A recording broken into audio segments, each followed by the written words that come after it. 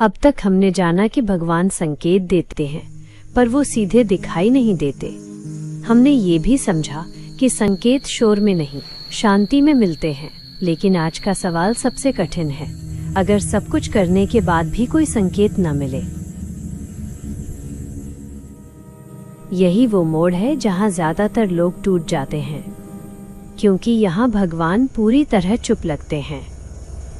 ना अंदर से कोई आवाज आती है, ना बाहर कोई रास्ता दिखता है, ना कोई इशारा मिलता है। बस एक लंबा और गहरा सन्नाटा।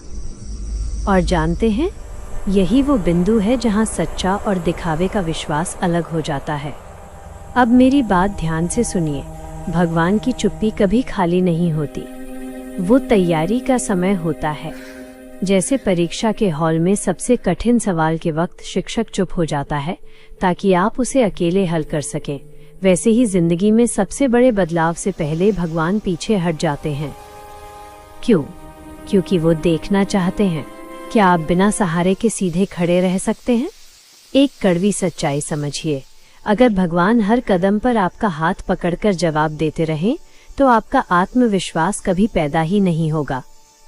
इसीलिए जब जिंदगी में सब कुछ ठहर जाता है, तो असल में आपके अंदर का बल जगाया जा रहा होता है।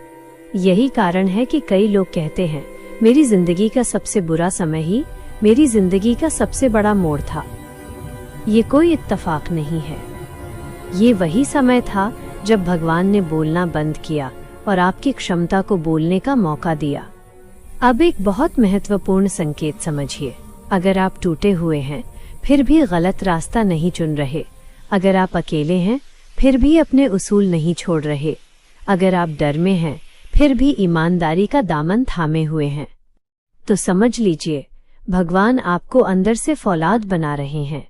क्योंकि परमात्मा कभी किसी कमजोर इंसान को बड़ी जिम्मेदारी नहीं सौंपते। यही वो रहस्य है जो दुनिया नहीं समझ पाती। भगवान का सबसे बड़ा संकेत कोई बाहरी चमत्कार नहीं होता, वो होता है आपका बदलता हुआ स्वभाव। जब आप बिना जवाब मिले भी सही बने रहते हैं, तो यकीन मानिए वहीं ईश्वर की मौजूदगी सबसे गहरी होती है।